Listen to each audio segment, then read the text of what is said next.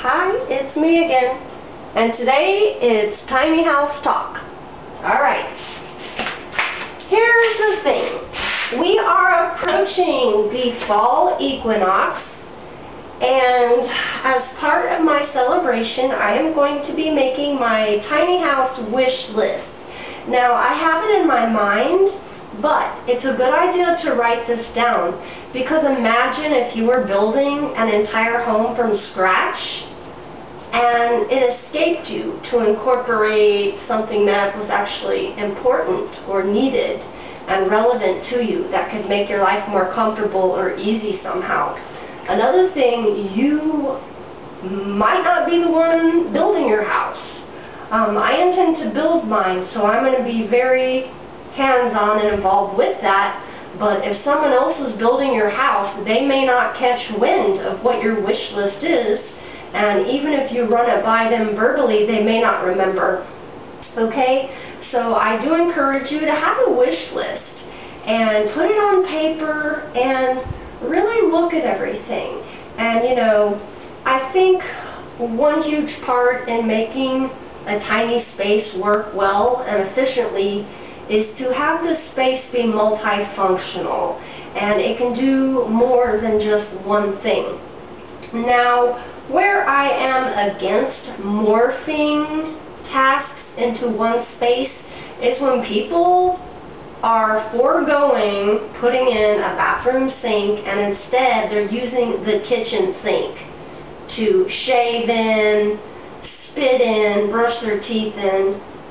That is a horrible idea. I really shouldn't have to explain the obvious reasons why that's a bad idea. But do keep in mind making spaces multifunctional without being ridiculous, okay? I mean, there's good reason we need certain and separate workspaces, okay? Here's the thing, with tiny house designs, the thing that is your best friend is using every cubic inch intelligently. Sometimes this means having an open space. Sometimes it means using it for storage. Look at all of the dead space around us that's wasted, that does nothing and could easily be incorporated into storing or housing or hiding something, but yet having it accessible. For example, I'm sitting on a chair, and beneath the legs is just space that's unused. What are you going to do with that? What can you do with that? Well, guess what? It could be storage, is what it could be. This is the kind of thing I'm talking about. I've seen tiny house designs where people design a sofa that hides, well, blankets, pillows, clothes, supplies, whatever they want. But the point is, it is space that would otherwise be just lost and unused. So the advantage to customizing and building your furniture from scratch is that you have the luxury of using these spaces that are otherwise just kind of dead, you know? And in a small space, every little bit counts. Now, people sometimes think when they need more space, they need to sprawl out, they need a bigger square footage footprint, when really sometimes they're not taking advantage of the cubic footage of going up. I'm going to tell you what my tiny house wish list is. Some of you will roll your eyes. You will even say, I will not be able to meet my objective because my wish list is too grand. Well, you're mistaken, okay? Because I've already done hundreds of tiny house sketches, and I have worked it in. Could I work it into 86 square feet? No, I could not, nor would I want to. That's not me, that's too tiny. I'm really going with a very large tiny house. Some might even call it the McMansions of tiny house. Some might even say it's not a tiny house or look down on it. but I assure you it will be a tiny house by average American standards, and it will be a tiny house to me because it's going to be half the size of the 1,300 square feet I'm currently living in, which is larger than necessary. For me anyway.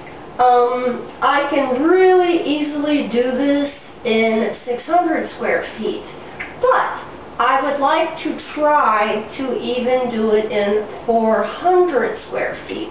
But in order for me to do this, I am going to need very tall ceilings to take advantage of either loft space or building an area on a deck where there's crawl space beneath it. Now, a lot of people do tend to think of the sleeping loft, but they don't really tend to think about building a platform with a crawl space, because you could have a bedroom you can stand up in, but yet have storage beneath it that is the entire size of your bedroom. That is a lot of storage. Also, I found that if I crouch down, kneel down, like kind of doing like this duck walk kind of thing, I can get into 4 feet, and by the way, I'm 5'4" and a half, but I can duck walk with plenty of headroom in a 4-foot space. If it's 3 feet tall crawl space, you know, I can do that as well, but you know, I have to kind of go down a little more, but it's easier at that point on all fours rather than doing a duck walk. I would like to incorporate both a crawl space on one end of my tiny home with an upper platform with a living area of some sort, and then also have a loft space with real stairs, not a ladder, real stairs that also have storage, with each step being a pull-out drawer. You know, that would work great for socks, underwear, bras, whatever. Whatever you have. You don't even have to put clothes in it. It could be whatever you want. Instead of having a pull-out drawer, you could also have the top of the step lift up like a chest and have things inside like that. So there's 2 different ways you could do that. Also, you could forego the steps altogether. Storage steps, that is, with the pull-out drawers, and you could access it from the side of the run of the stairway with some sort of sunken, like, closet. So I love to see them use stairs for storage, and then it doesn't really have to be like this thing, this big giant elephant in the room that hogged up a ton of space. You can actually use that space and put it to use. I've also seen where people tuck their kitchen under it or hide something big and ugly like a refrigerator. Now that's a really nice idea. And then from the loft, it kind of hides the kitchen area, and you can overlook the rest of the house, which may be more beautiful than looking down on a sink or a stove burner. Okay, my tiny house wish list. I am going to have a greeting parlor. Yes, we need a revival of the greeting parlor. My house now, the front door just opens right up into the living room. There isn't even a coat closet. What happened to the greeting parlor? What happened to the coat closet? It's like we need a revival. Sometimes greeting parlors, I've heard them called reception halls. You can call it a foyer, something like that. But I like the idea of having a buffer from the entrance to the main part of the house. There's just something about that, you know, where the inside is more sacred and private than just, you know, oh, the front door's open and now everyone can see just right everything. Now, in my tiny home, I would like an area where if I were to lay on the floor and spread out like a star, spread eagle, that I do not touch anything. This is actually going to be, you might think, oh, what a waste, all that space, what are you going to do with that? Well, I'll tell you what I'm going to do with that. I got a dance floor, so what I'm going to do with that. Not only do I have a greeting parlor, now it's a dance hall, and it's a yoga studio. That's right. And you can still have storage in there with floor-to-ceiling closet or shelving, okay? So this is not dead space. In fact, it's also going to dub as my workshop where I work on projects and tinker. So everything is there, and if I need to work on something, because I like to build custom furniture and, well, miscellaneous things. I make all sorts of things from scratch. I am a do-it-yourselfer, and I got it bad. So I need space to house my tools, my craft supplies, and I need a workspace to do it. I really like the idea a lot of having like this big counter that you can work on, but beneath it is just a ton of storage. So you have both storage and you have a workspace that can be multifunctional, and you can display things on it, whether it's pottery or some sort of art or plants or whatever you want. And then the fact it's about waist high, it doesn't close up the room because your eye still travels the distance of the upper part that goes to the wall. So I will be having a greeting parlor, my buffer from the inside of the house, which is also a yoga studio, a dance studio, and my woman cave workshop for making whatever crafts I want to do. And I will have the space to do that. Now, this will spill over into the primary living area, and this really gives you a sense of open space. I tend to go with more compact furniture with rounded bodies without being real squared off and angular. For example, like a round little bistro table or something works very good in a small space rather than a square, because what happens is you can bump your hip on the corner of the table. Many of us have done that. Children can run into it, and it's face level for them, so that's a hazard in itself. And by taking off the edges, it's just very friendly to navigate around and very feng shui friendly. The circle, also chairs that are not so boxy but have more of that rounded off quality. And if you think about it, a lot of those squares on the edges of these tables and furniture, like the chairs, are really just hogging up room. You don't even really use them. Like, how many times do you see someone put their glass on the dead corner of the table or something like that? You know, they tend to put it more in the middle or in front of them or something, you know. So the corners, really, they're just hogging up room, and they don't tend to be used anyway. So that is that. Compact furniture that still holds you comfortably, but forget these angles and corners, okay? We're going to round them off, and it'll be more user-friendly in a tiny space. As for dual space, okay, and rooms overlapping, I like the idea of a sense of separation. I do like the idea of a very open, lofty floor plan, and that's wonderful for cross ventilation, which is also on my wish list because I'm going to have a shotgun design where I'm going to have cross ventilation going both ways, okay? And this is going to help keep humidity down and increase the comfort with air circulation, because I prefer natural air and winds rather than a conditioned environment. I do not actually like cold air blowing directly on me or hot air and things like that. So I am doing passive solar design, and this has got to be incorporated into the entire house because it is a huge part of how it's going to stay comfortable. This means the long part of the house needs to orient itself toward the south, the southern sky, and in the winter when the sun's lower in the horizon, it actually comes in through the southern windows and can warm the home. In fact, this can work so well, people have had to open windows because it can get too hot. The way it can help keep your home cool in the summer to orient your homes long side to the south is because in the summer the sun is much higher in the sky, and after high noon when it's going down in the west, it's going to be the hottest. So if you have the long side of your house with all that sun beating all down the west, it will really heat up. That is currently how my big house is here on the grid, okay? and it is an ongoing battle to keep it comfortable.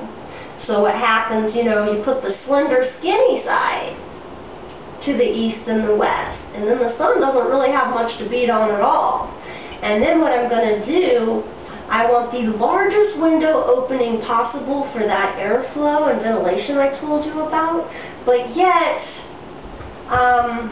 too much glass would let all that sun and heat in, okay, and it will be a miserable box at that point, and it will be an uphill battle to keep it comfortable. You're going to have to run AC, it's going to cost you money, electric, okay? So what I'm going to do is I'm going to have one window on the north, or the east and the west sides for that cross ventilation, but I'm going to do it really in the form of a door. I mean, that's the biggest window you could have. The whole door can open. And I'm going to do a glass door with hurricane impact resistant glass. And you can also go with double pane, quadruple pane, and this helps protect from the sun's UVs and heat and works as an insulation barrier. So with this glass door, you are protected from the elements, basically, but yet you can see outside and appreciate the beauty. And also, when you open it up, you're getting the entire opening of wind, so you can have a wind tunnel coming through. Also, it's important to have an overhang, some sort of awning or little porch. So on the east and west sides, on my wish list will be very deep porches, actually. So they're going to work as giant awnings. They're going to protect from the rain, even if it's coming in hard and the rain's coming at an angle, horizontal almost. I want them deep enough to where it can accommodate that and still not get inside. However, I am going to go with water-friendly materials for my flooring and even my walls, so if some dust get inside, it's okay. Another thing with tiny houses, they don't have sufficient eave overhangs a lot, or most of the times, and when people want to have their windows open, rain can get inside. So they have these windows that pop out, you know, instead of like sliding up and down or from side to side, they like open out with the hinges on top, and in essence, they make their own awning. So the rain just falls on the window and then slides on down at an angle. And I like the idea that those windows, again, you're opening the entire space of the window. And I would like to have little skinny ones up high that actually work as ventilation to let the hot air out of the house and natural light in, but without glaring and beating in your face, you know. I would like some windows also lower, though, especially in the living area, so you can enjoy the landscaping outside. But I don't want to go crazy with windows all over, but I do want enough to have light, natural light in the day. There's this thing called daylighting, where you use the sun and passive solar in a way to where you do not have to use any electric lights in the day at all. Okay, and that's a very well-designed place. The idea is to stop being such an energy hog, so you don't need as much energy, which means you don't need to spin as much or run your AC as much, or, you know, and just stop being an energy hog in the first place. And if you design more intelligent on the front end, it'll keep paying for itself throughout the course of the home's life. Another thing, you do want sufficient enough windows on the south side so the sun can warm your home in the winter. I will be having a thermal mass floor, so the sun will basically be warming that, the mass will be collecting it, and then that becomes the home's radiator, or the heat, radiating back out and into the room, warming it. Also, if you use a dark color, this will be even more dramatic because light colors reflect. However, you might want to go with a light color if it's a spot in your house where the sun's going to be beating on a lot. That way it will reflect the heat instead of absorb it. In fact, here in South Florida, where it's very hot and very humid, people swear by their light-colored tile, keeping very cool. And my dog in the summer prefers to lay on the floor rather than the comfort of the bed because it's so cool down there.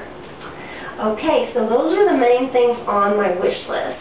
I'm also going to have a full-blown kitchen. I'm not going to have one of these dinky-ass sinks, which looks more like a salad bowl, pretending to be a sink.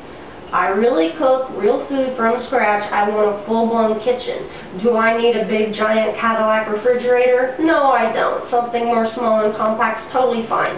I tend to buy my food fresh, and I tend to cook it as I need it, so I don't have a cajillion leftovers forever. So, you know, by doing things fresh like that, you don't need a ton of space to store, you know. But yes, I do want a freezer. I feed my dog, Wishbone, a raw, meaty bone diet, and when I go buy her meat in bulk, I'm going to need to freeze it. She can't eat it all at once before it goes bad, so I can't just put it in the fridge. I will be going with the Sunfrost, the world's most economically energy efficient refrigerator. And that will be the most expensive thing I purchase for my tiny home, but it will continue to pay for itself on the back end. If you get an energy hog, let me tell you what, again, you're just going to have to, what money you saved on your refrigerator, now you're just going to go out buy more solar panels or another wind generator, okay? More batteries to store it all.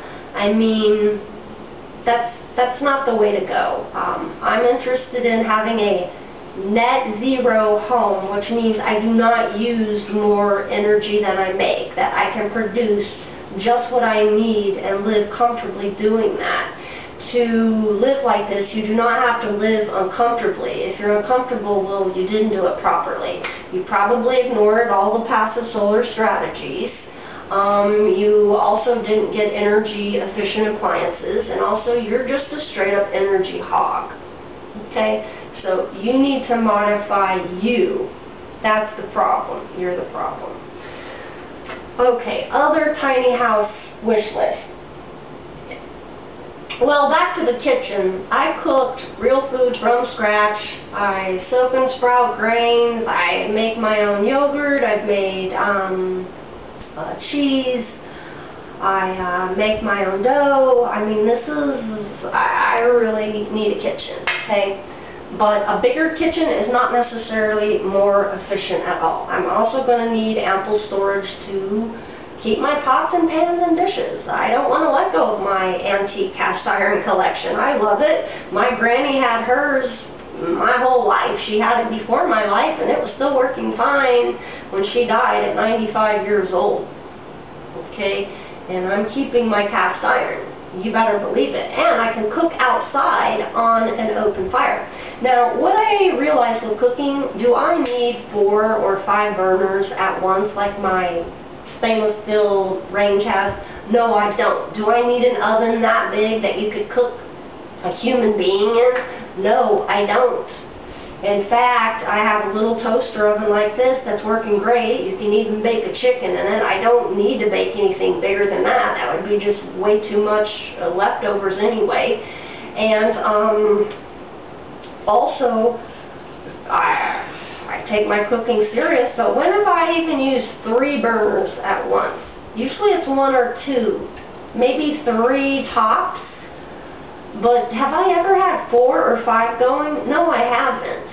I think those little miniature apartment-sized stoves with 3 burners are actually just fantastic. But I'm not even going with that. I've decided to stick with the little separate oven, okay? And that can go on a shelf. And I'm doing hot plates. I've actually purchased some. I've been using them, and they have met my cooking needs. In fact, when I first got them, I was using them for like a couple of months straight. I had them sitting on my porcelain flat top stove, a typical range, and never once did I need to turn on that stove. I just didn't. So these little hot plates work great. I got some beautiful stainless steel streamlined designs that are actually attractive and I wouldn't mind having out seeing. And they don't hog up much room at all. I'm going to have so much more counter space. And look at that oven. I mean, I'd rather have all of that for storage and have a small oven than a big giant oven that's just sitting there hogging up room most of the time. And imagine like the energy you waste just if you want to make something as simple as toast or something flat like a pizza. It's just overkill for what you really need to get the job done.